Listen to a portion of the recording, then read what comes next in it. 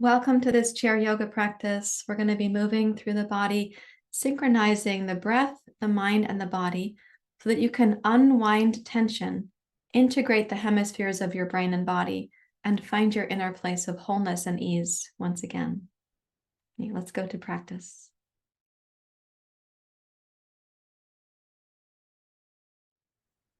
As we begin with a comfortable seat, let me let you know that the chair that I'm sitting in squeaks. And in chair yoga, really any chair or surface that you feel stable enough to sit in is actually fine. So this practice can be quite portable. You could take it to your office and use a chair that doesn't have wheels on it. You can do it in your home, in your dining room chair. You can do it in a folding chair, which is what I'm using. You could do it on the chair on the back deck if you needed to. But I do recommend that when you're practicing chair yoga, you're sitting on the front edge of your chair because your pelvis is going to have more options there versus sitting farther back and then slouching into your seat. So sit on the front edge of your chair and lengthen your spine up and release your hands down to your lap. Go ahead and close your eyes so your attention is going to go inward and downward.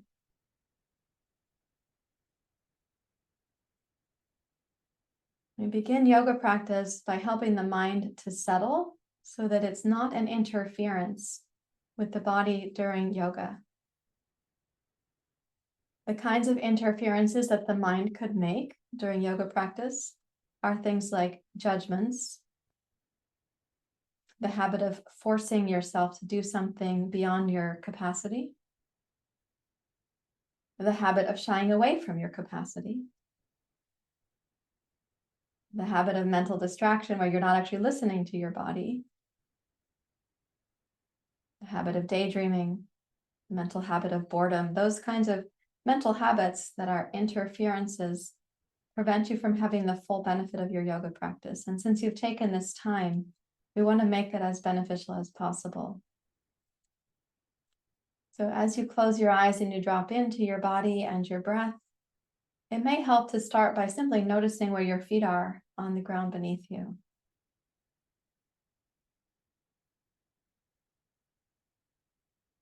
And if you send your thinking mind down through that long channel of the nervous system into your heels and toes, it's kind of the farthest place from the head, which is where most people think of their mind or their thought factory is in their head.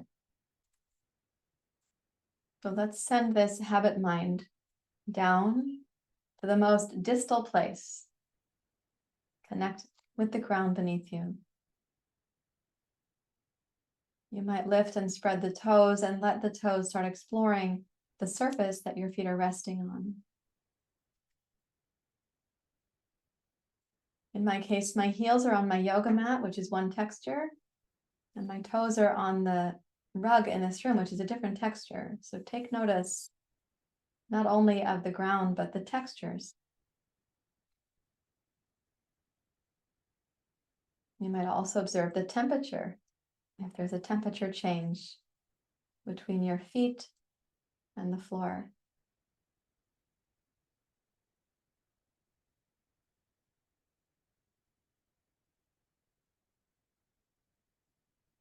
As you notice these things, begin to breathe down into your footprints so that your mind, your breath, and your body, this kind of sacred trinity, is all connected in one destination.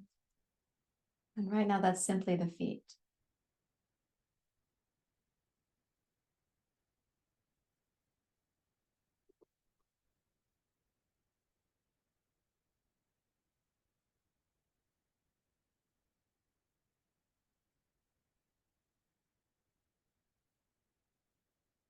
As you breathe into your feet, we recognize there are no lungs in the toes, but there is a sense of being able to send the breath to a sensation, in this case, the toes and heels. So as you do that, start making a more consistent pace for your breathing. The inhale can balance the exhale, and exhale balances inhale. On the inhale, we're receiving, bringing in prana or energy, vitality. On the exhale, we're releasing whatever is ready to be shed to be set aside even temporarily.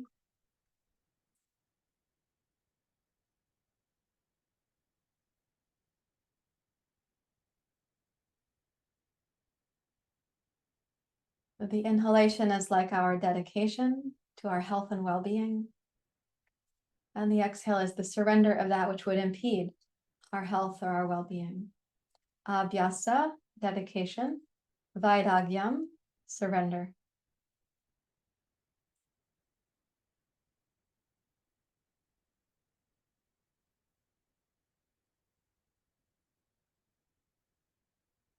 Let's give ourselves the full possibility of benefiting from this practice. You can join your hands together in Anjali Mudra. And we'll chant the invocation. Sahana vavatu, sahanao bhunaktu, sahaviryang karavavahai. Tejasvina vadhi tamastu, ma vidvesha vahai. May our time together be protective, nourishing, strong. May it help us to remember that which is luminous or tejas, and to overcome that which causes concealment or darkness. And may we not feel impatient with ourselves or each other along the way. Om Sahana Vavatu Sahanao Bhunaktu Saviryang Karavavahai Tejasvinavadhitamastu Ma vidveshavahai. Om Sahana Vavatu Sahanao Bhunaktu Saviryang Karavavahai Tejasvinavadhitamastu Ma vidveshavahai. Om Sahana Vavatu Sahanao Bhunaktu Saviryang Karavavahai Tejasvinavadhitamastu Ma vidveshavahai. Om Shanti Shanti Shanti Hari Om Shri Guru Pyo Namaha Hari Om.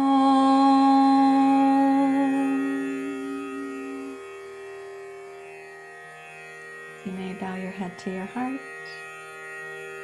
Release your hands. Open your eyes as you're ready to. Okay, with your exhale, you may bow your head to your heart. Release your hands. Open your eyes. The chair yoga practice ideally is something that's accessible to anyone who wants to enter the practice of yoga and feels like they need an adaptation in order to get started. Or for some people, this is the way they practice yoga because perhaps they are part of a program that we used to run called Backbones Yoga, which is yoga for those with spinal cord injuries, or Parkinson's or MS. Those students also benefit from chair yoga practices. We may benefit from this practice if you're recovering from a surgery and you can't put full weight on your feet, knees, hips for some reason. Right? So this is to adapt our practice, but not to modify it away from the essence of yoga, to still have the full experience of yoga.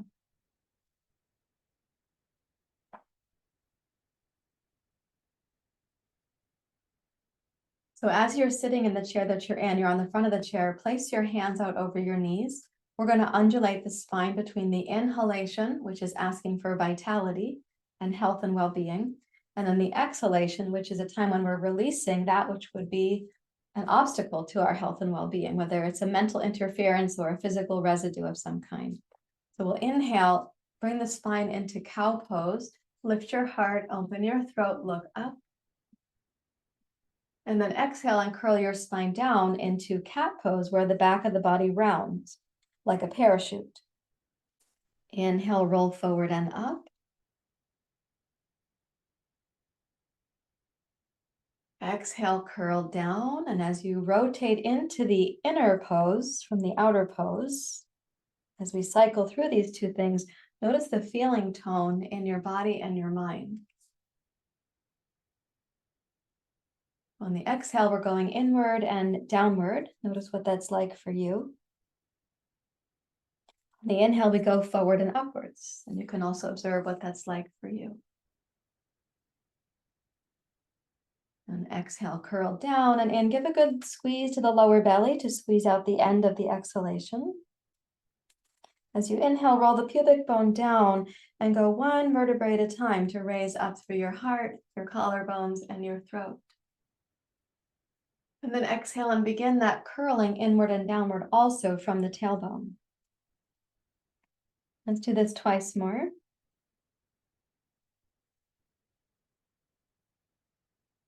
And exhale, follow at your own breath pace. And one more time.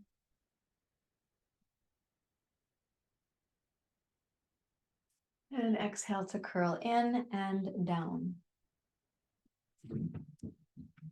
And then rise up to a simple seat. And let's notice if your mind more easily drops down through the body to touch your footprints.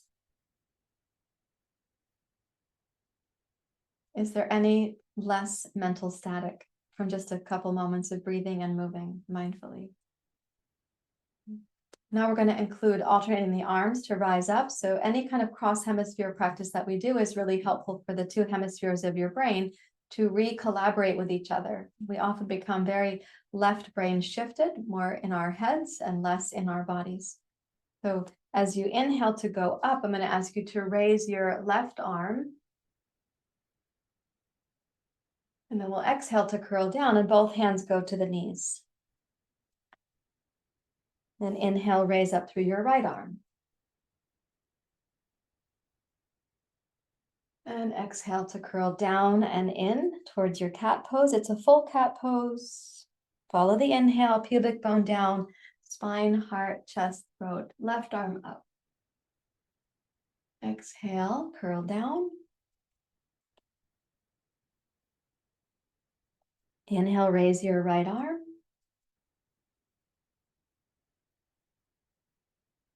And exhale, roll down. And as you're raising one arm at a time, notice if one side feels like it has greater ease than the other side. That's really common. We don't notice it with judgment. We simply notice it as information from the body. One more time, inhale, right arm. And then exhale, curl down. And roll up to your seat. Rest your hands in your lap. Just check and see if your mind has any greater access to the present moment and to the sensations of your feet on the ground. Not because your feet are uniquely sensational, but because the feet are that place furthest from the thinking mind right now. So it gives you contact with the ground, contact with the present moment. You could imagine your thought factory is like a radio in another room and the volume is going down back there. You can't quite hear it. Okay, now we'll use the hands and arms together. So interlace your fingers. Place the heels of the hands to stretch forward. Now, it's possible that your wrists are a little stiff or your elbows don't straighten like this, or your fingers are going to feel the stretch. So wherever you experience the sensations, that is information from your body and it's valid. Your pose does not need to mimic my pose. But in the expression of this pose, as it goes through a body of mine, which is 35 years of yoga practice, the arms raise up like this. Now yours might be that your elbows are a little bit bent, or your shoulders aren't yet ready for that full extension. So do the best that you can with your body in its current state today. And then exhale and press out to the sides of the room. Whatever that reach is for you, reach back to hold the arms of the chair or the legs of the chair. Roll the shoulders back and squeeze your shoulder blades on the upper back. Look up. And then exhale and look down. Sweep the arms forward. Interlace the fingers. Inhale, push the heels of the hands forward and up. Rise up and look up. Exhale, press out. Modify any of the practice to suit your capacity in this moment. Inhale, roll the shoulders back, give a good squeeze. If you're able to, please look up. And then exhale, press the arms down, round the spine, reach forward, look inward. Interlace the fingers, inhale again, full circle. Exhale, as you press out, picture clearing your mind from judgments and assessments about yourselves or others. And then inhale, roll the shoulders back, give a good squeeze, look up. And exhale, reach the arms forward, curl the spine into cat pose. Last one, inhale.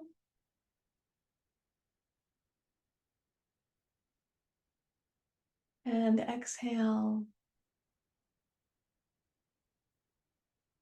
Hold your chair. Inhale, squeeze the shoulder blades, look up. And exhale, reach forward, come inward. Palms together, inhale to the heart. Acknowledge your efforts. They are efforts in a good direction, and sometimes we just simply say our toes are pointing in a good direction. And even if it's just 2 toe points in that direction, it's 2 more toes that are not pointing the other way. So whatever your efforts are able to be, acknowledge that.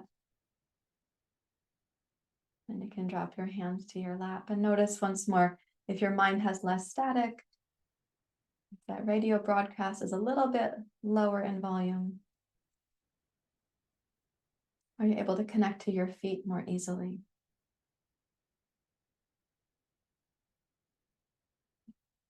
So we're going to add to the sequence. One of the things about moving and breathing in synchronicity is that you're harmonizing between your brain and your body and your breath.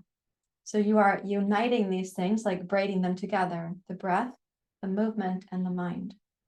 And the word yoga means to unite or to yoke together. So we're going to be braiding these things together. It has a very powerful effect on your brain, because in order to supervise or chaperone this experience for yourself, you have to use this part of your brain up here, the neocortex, the part that goes offline when you're lost in habit, whether that's compulsive eating or compulsive working or compulsive scrolling. This part of the mind also goes offline when we're self-medicating or self-sedating, or any other time when we're really distracted into a fight, flight, freeze, or submit reaction. So we're using the resources of the breath and the body, which are accessed from the brainstem. And therefore, between the upper and the lower brain, we're calming the middle brain, this part right here between your ears. This is the part called the limbic brain, which is the part that goes into craving and aversion and tends to swing us on this pendulum of wanting and not wanting. So in order to synchronize, we're going to add another thing to our routine. So we've got this movement here, as you were just doing. When the arms go wide this time, we're going to rotate, and you'll put one hand to the upper back of the chair and one hand across your knee. Please resist the urge to tip your knee into center, and rather keep your legs as a stable base. So as you're twisting, this knee might push out into your hand, and your hand may press gently against your knee. This is a mutual action between these 2 points. Okay, then we'll come back up and we'll go to the other side. Okay, clasp your hands, press them down, and let's begin. Inhale.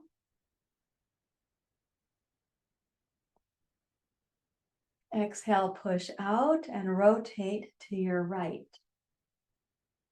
Stay for the inhalation.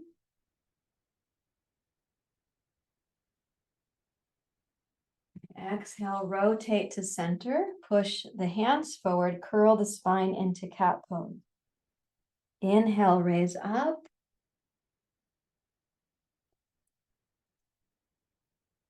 Exhale, stretch out, rotate to your left. Inhale, lengthen the spine. Exhale, rotate to center, clasp the hands and push forward as you round your spine. Inhale, forward and up, look up. Consider the possibility of a little bit of optimism. Exhale, rotate as you twist, release any tension in the lower belly to support yourself to have a full twist. Inhale, lengthen the spine. Exhale, come around to face forward, round into cat pose, press the hands forward. Inhale, rise up. There's some optimism there. Let's exhale, rotate. Twisting poses are also a time when we can release tension or squeeze tension out. So welcome the next inhale to come in as fully as you're able to without grasping. And then exhale, turn to center, push forward one more time. And inhale, rise up last time. Exhale, both arms wide, come back down to hold the sides of the chair. Squeeze the shoulders back, inhale, look up. And exhale to release, rest your hands in your lap. You might be noticing that your arms get tired in doing this, like the arms actually require some support, muscular support. We don't want that to be tension in the upper shoulder blade or the neck. But drop your shoulders as you drop your hands into your lap.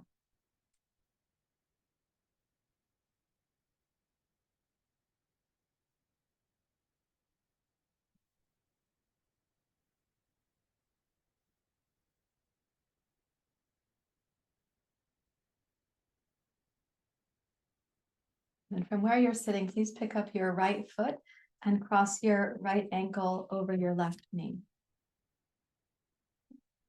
Now, there are times where people cannot cross the ankle over the knee for a variety of reasons, like they might have just had a hip replacement and they're not ready yet, or maybe they have stiff hips and they haven't done this in a long time. In that case, you can take a couple of blocks and stack them, and you can ask someone to place the ankle like this.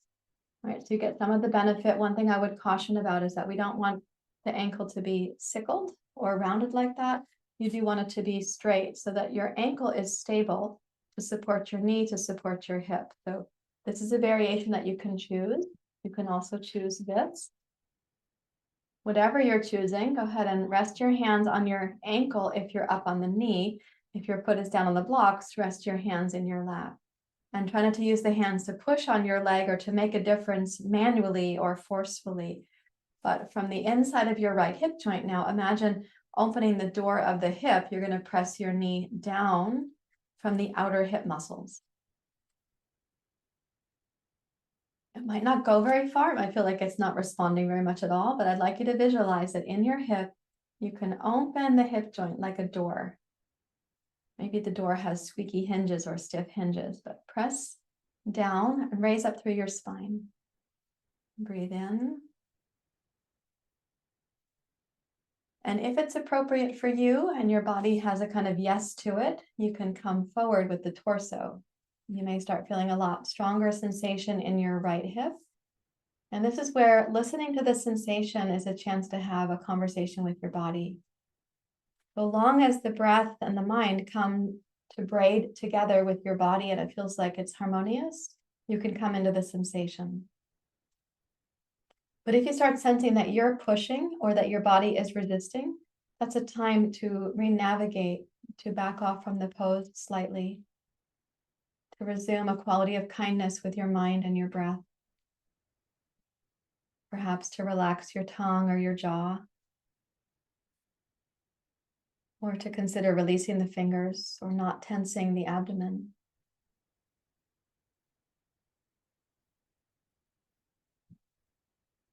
And so as you connect with the sensations in your right hip joint, What you might do is start with the level of acknowledging them. Just say, hi, sensations. I know that you're there. Don't evaluate them, and don't critique them or judge them.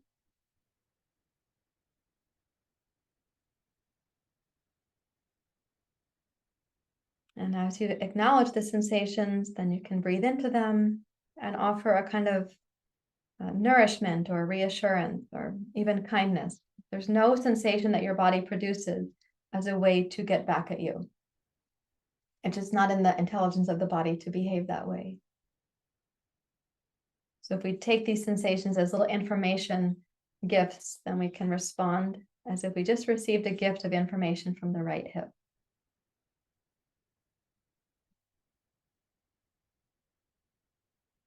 Your pose may slightly deepen, breath to breath. We'll use the next inhale to rise up to sitting. So you can follow your breath pace, of course. And if you ever want to stay longer in a pose, you can do that. Or if I stayed too long for you, you can always come up, take a break, and then go back into the pose. You now will cross the left ankle over the right knee. And as you do that, make the ankle firm. So something that you'll notice about yourself, and you can see it on me actually, when I cross my right ankle over my left knee, you'll see that this knee drops down actually pretty well. That's part of my structure here. And then when I cross my left ankle over my right knee, it's different. This knee is up higher. Okay? And so perhaps that's a musculoskeletal tightness. Perhaps it's actually a bony arrangement that my body has, and it's not going to get more on this side and doesn't need to. But if it's muscular and I can release some of the tension in the hip joint, I may be able to level out my hips a little bit closer. Let's press with the outer left hip so the knee goes down. So what I'm pointing to there is we don't have an agenda that each side is ultimately going to match or be identical. We do have to respect that we have differences, and sometimes those are biomechanical and sometimes they're structural. A structural difference might be the shape of the hip socket, the size of the head of the hip. So we don't fight against what is structural, but we live in relationship with it. So as you're pressing your knee down and you greet these sensations, start reassuring your body and the sensations that you're first here to acknowledge them. And then you can appreciate the sensations. And if it's appropriate for you to come a little forward, and you'll know that because your breathing is still warm and kind, and you can start coming forward. If it's not appropriate, stay upright. If everything feels like you've just gotten into a hot bath that is too hot to sit in, then back the pose up. Right? Don't strain yourself for the benefit of yoga. It won't be a benefit.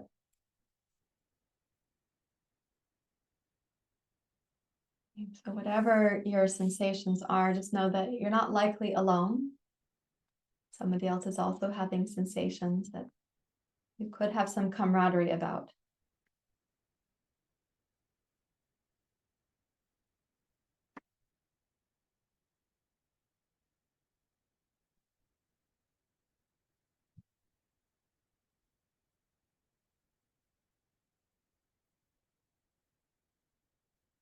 Okay. Breathe in into the left hip. And exhale. And use the next inhale, or when you're ready to, you can inhale and rise up to sitting and place your left foot back on the floor. And place your feet so they're hip distance apart. Notice the after echo of the pose.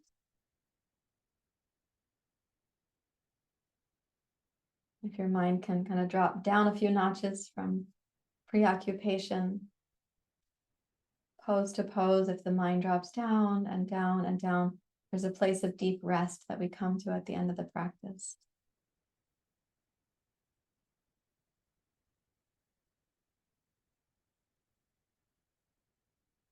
Okay, so now we're going to use the chair in a standing position, so please rise up to standing. And I'm going to ask you to stand to the side of your chair. You can place the upper back of the chair to point towards you. Like this. Yeah. And then turn to face the chair, and as you place your hands on the upper back of the chair, reach back into an L shape We're going to call this countertop dog pose or desktop dog pose, because as you step back like this could be the kitchen counter, this could be your desk, this could be the upper back of the dining room chair, or a chair that doesn't have wheels on it, such as the one that I'm using. This could also be a park bench out in nature somewhere, or the branch of a tree. So as you're reaching back, press into your heels and your toes. Encourage your breath to go deeply into the lower belly. Remind yourself when we were sitting and we did the cat pose, we squeezed the lower belly a little bit. And during your exhale, you can practice completing the exhale by toning the lower abdomen.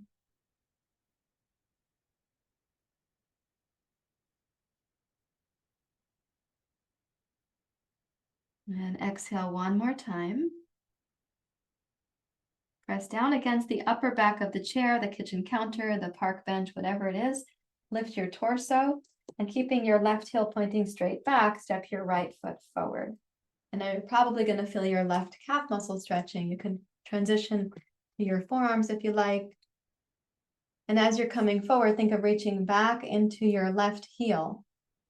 So there's your footprint, and your calf muscles might be tight for a number of reasons. Can be many, many things. But for example, with both MS and Parkinson's, we do tend to have tighter calf muscles. If we've been sedentary, we'll have tighter calf muscles. If you have a dilemma in your hips and you've been limping around, not walking from your hip socket, but from your toes or heels, you probably have tight calf muscles. Doesn't make you a bad person. It's not a judgment at all, what I'm saying. It's just some ideas about why you might have tight calf muscles right now. Or maybe you went for a big hike and you haven't done that recently, so you're feeling it in the calves.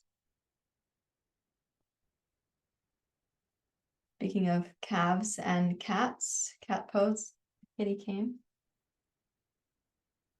Okay, place your hands on the upper back of the chair. Press down against the upper back of the chair. Pick up your front foot and float it back to meet your left foot. Reach back and notice now, if it feels to you like the left calf muscle gets a little bit warmer or maybe a little bit more alive, take a deep breath in. And then as you exhale, pick up your chest and heart, look forward, step your left foot forward, keep the right foot pointing straight on, and come into a stretch on the right calf muscle. And you want to be reaching back through the right heel down towards the floor. As you reach back, take the tailbone down. So for some of you, your calf muscle is tight and then you're lifting your tailbone up like this. So take the tailbone down. There you go. Yeah. And just like the hips, we're going to breathe into these sensations and acknowledge them first. Notice if you're clenching your teeth or wincing like you got into the bathtub and it's way too hot. And if that's the case, you need to be backing away from the pose a little bit, make it more gentle in a small way, incrementally back up until there's a breathable experience for yourself.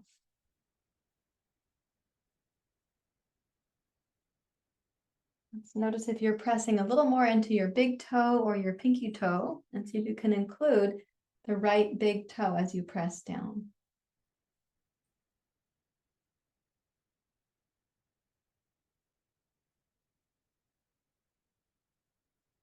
And place your hands on the upper back of the chair, press down against the chair, and as you inhale, lift your left foot and step back.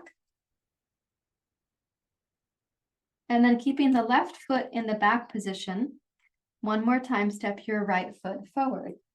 Now this time, as you step forward, if you look at your 2 feet, you're kind of in a position like you're going cross-country skiing, right? So the back foot here and the front foot are both pointing straight ahead.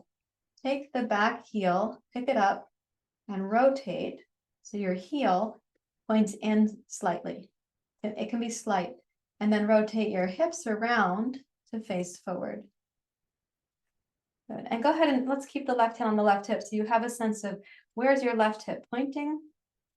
And then begin to bend your right knee. And what you might be discovering is not only is your left calf muscle tight, maybe your hip flexors are also tight. And the word tight is not a judgment word, it's just a description word. So breathe in. Let your mind reach down into your left footprint. Press into the left big toe, the other 4 toes, the inner heel, the outer heel.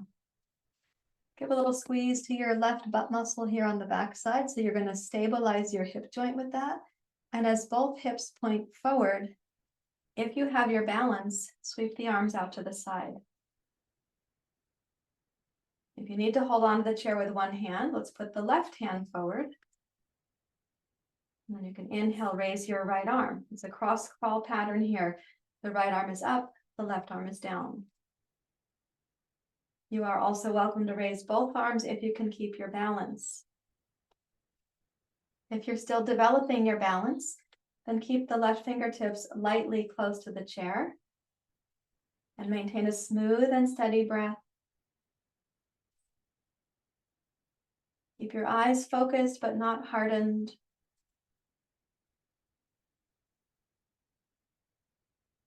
If your balance is established and your feet are grounded, you're welcome to raise your gaze up above the horizon.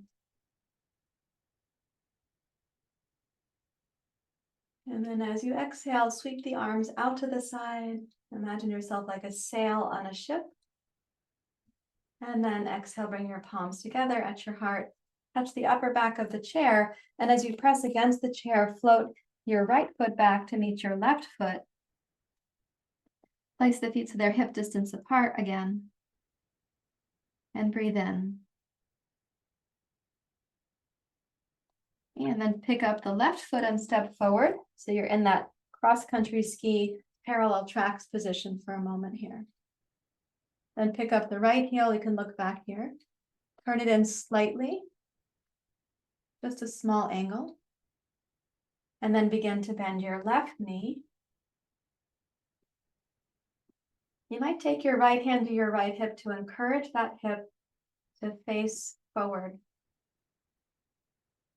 Even though we turned the back foot in slightly with the heel, we kind of want to keep both headlights on the car pointing in the same direction, the direction that we're going. And so you might notice your right calf, maybe your right hip flexors. Let's tone the right butt. So if you can squeeze the muscles on the back of the hip, it sends a message to the muscles on the front of your hip, and that message is called reciprocal muscle inhibition. So the back side, when it tones, invites the front side to open or to release. You'd like to keep your balance with your right fingers on the chair, go ahead and do so. And open the left arm out to the side. And then inhale, raise your left arm. Perhaps you'll raise both arms. But if your balance is still under remodel right now, if you're still working on your balance, then by all means, keep the right fingertips on the chair. Notice the strength of the legs, the smoothness of the breath, the focus of your eyes and your mind.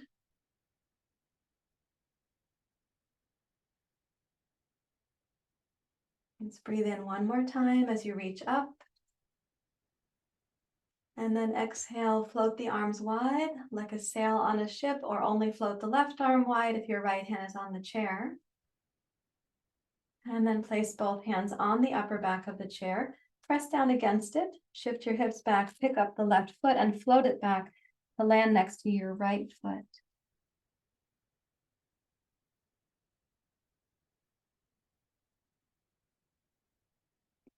And then let's roll the spine up, rise up and take a stance in mountain pose.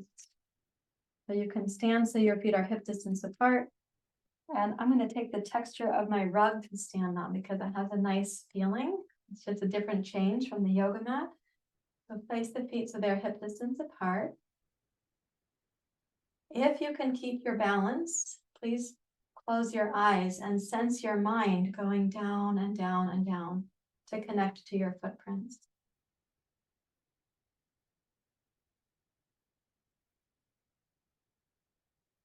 There's no particular breathing right now, just resting.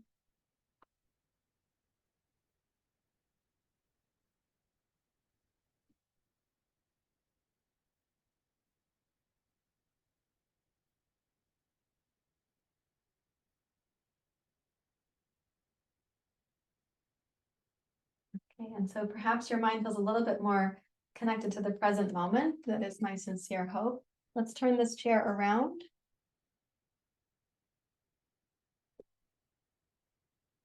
And we're going to come down to the floor. And for some of you to get down to the floor, I want to give a little strategy for that. So if you've had a knee replacement or a hip replacement, it's difficult to get down to the floor because of the pressure on the knees or the difficulty with the hips. I'd like you to start practicing first that you could hold the edge of a chair and roll the knees down and then pick them back up, that you can get that first part of the journey, right? So you're going to be strengthening your upper body and your abdominal muscles to do just this much. We haven't bent the elbows. We're just coming back up from there.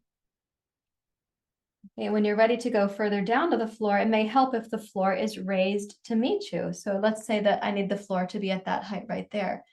So in that case, I'm going to take a bolster from my shelf because I have one. You can use a couch cushion. You can use a couple of blankets. I'll put a bolster and a blanket so you can see that. The benefit of the bolster or the blankets or the couch cushion, if you've had a knee replacement, is really important because it's painful for the kneecap to touch the floor. So if you keep the elbow straight and you come down, you put the shins on the blanket, right? Like this, the knees are not on the blanket. Okay, and then we have to come down without over bending the knees because for some of us, that's going to be disallowed. So you turn to the side and then you're coming to put your hips on the blankets. I just made that little switch. Notice that I had to use my blocks and my abdominal strength to do that. That's one reason that we do those little miniature push downs. They're not really push-ups, but it's training your arm strength and your abdominal strength to make the transition. Okay, now here we are. We actually want to be lying down with the legs up on the chair seat. So if you'll go like this, so you're sitting, okay, and then we're going to come onto the left outer hip. Again, you're going to use your arm strength. We come down and lie on the side before you lie on your back. That is important because if you try to put your hips on these blankets and then lie backwards, you could fall backwards. Instead of just lying backwards, you could tumble backwards, which is not what we want you to do. And then we're going to put the shins up on the seat of the chair. Now these little blankets here, they could stay so long as the pelvis pubic bone is either level with your hip bones or a little bit higher. You don't want these to stay if it's making your back arch. That would not be helpful. Okay, so once you know your position, we're going to have a little closing pose like this. Closing pose means it's the last pose in the sequence, but it's actually an opening pose for the hips. So put the soles of the feet together on the front edge of your chair. Drop the knees out to the side. If the chair is too far away from you, it's going to feel uncomfortable, potentially in the inner groin, but also in the lower back. We want the chair to be close enough that when you put your legs on it, your knee right here will be supported. There you go. See if the breath can find its way into the pelvic basin here.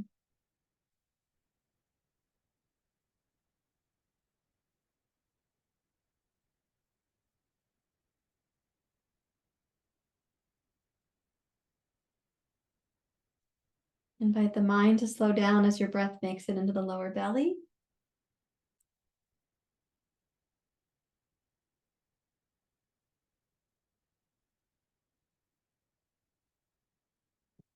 You've dedicated yourself to a practice and you made it this far, so that's an act of courage and commitment. A gesture of kindness for yourself.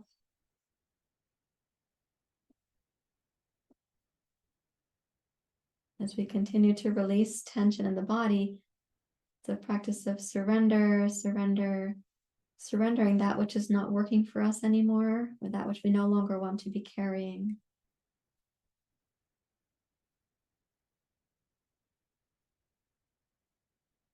Now we'll bring the knees up to center and take your legs out over the chair seat.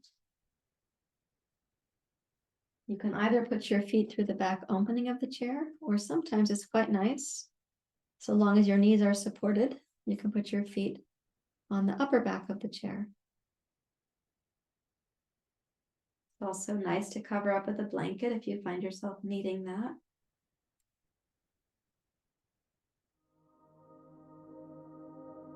And this is the most important pose in the whole sequence because this is the pose of integration and resolution. So now your body integrates the practice and the new learnings, and it continues to resolve tension. Your body and brain are also doing an integration process with the brain so that each hemisphere of the brain is going to have its sort of right-sized influence in your day-to-day life.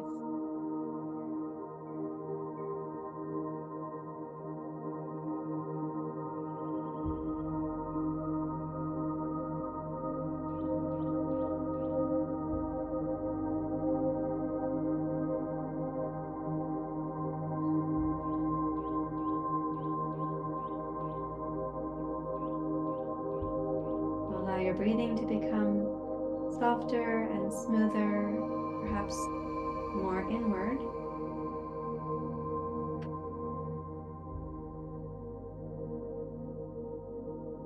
And as you rest, you might just give your mind the assignment of gently noticing where your upper arms make contact with the ground. Those are sensations happening in the present moment. And they're generally speaking a bit neutral. Simply the upper arm, right side, left side, resting against the floor.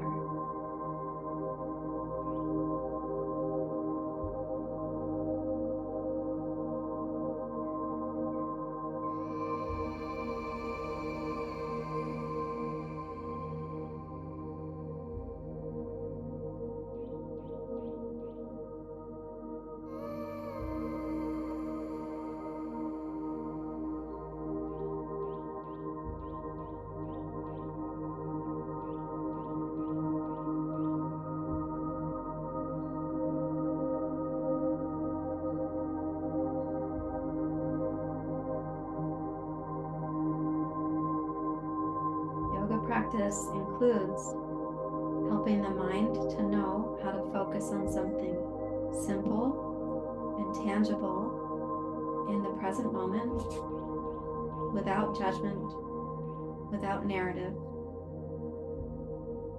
We're simply resting that mental thought factory and taking refuge from incessant inner chatter.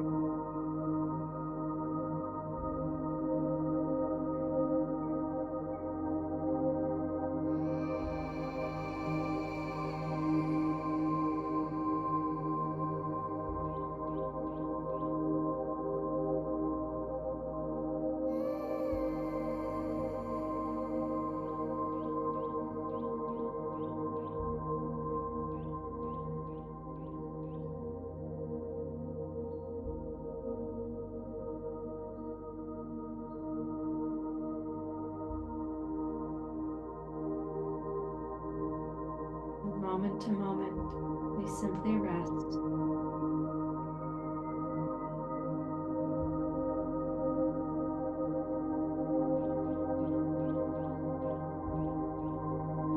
Nothing to do, nowhere to go, nothing missing, simply resting.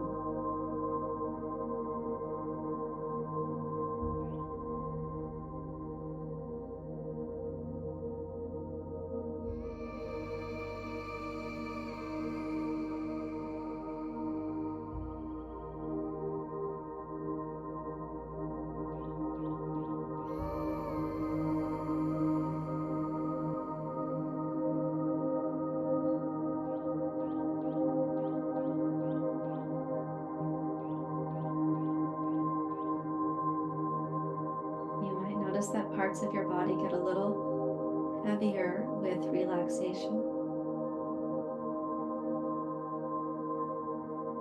You can include relaxing the space between your eyebrows and at the hinge of your jaw,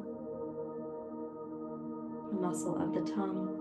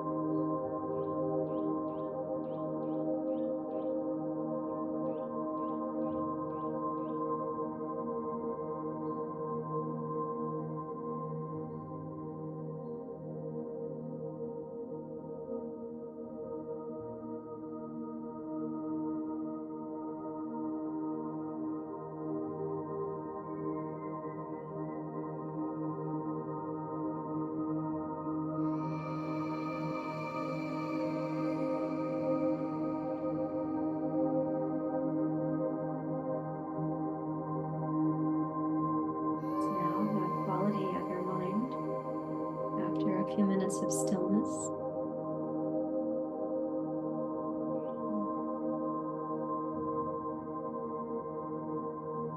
Just what's happening with your breath and with your body. And you can lightly wiggle your toes, your fingers. Please bend your knees so your feet come to the front of the chair. If you're still on the bolsters, when you roll down to the side, remind yourself that it's downhill. You can bring the knees over to the left. Use your right hand to help slow down the roll of the knees. And press yourself up to sitting. Now you could choose to sit on the floor, cross-legged. And if you're recovering from something like surgery, you can sit cross-legged with your blocks. If you'd like to go back up to your chair for sitting, and you're wondering how to get up from the floor, one way to do that is to set. So I used to teach, as I said, classes for people with spinal cord injuries. This is one way that they got back into their chairs.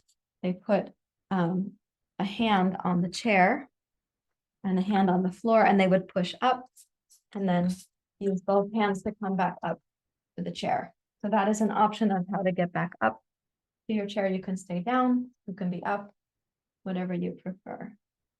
And then rest your hands in your lap, whichever you've chosen to do.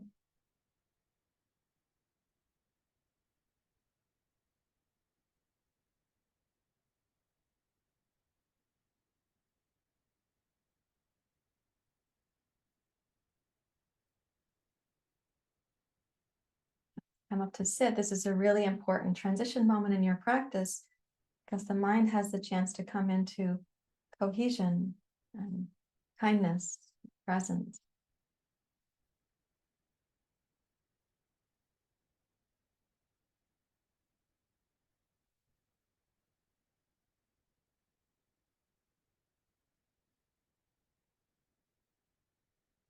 Please raise your hands to your heart.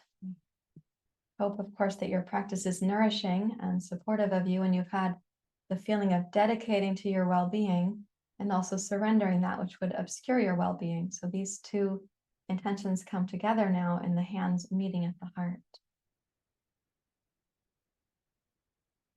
Thank you very much for sharing your practice. Namaste.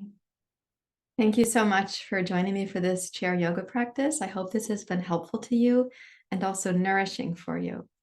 I was leading this class also during a yoga therapy training. We train yoga therapists in both the physical medicine of yoga and the mental well-being of yoga.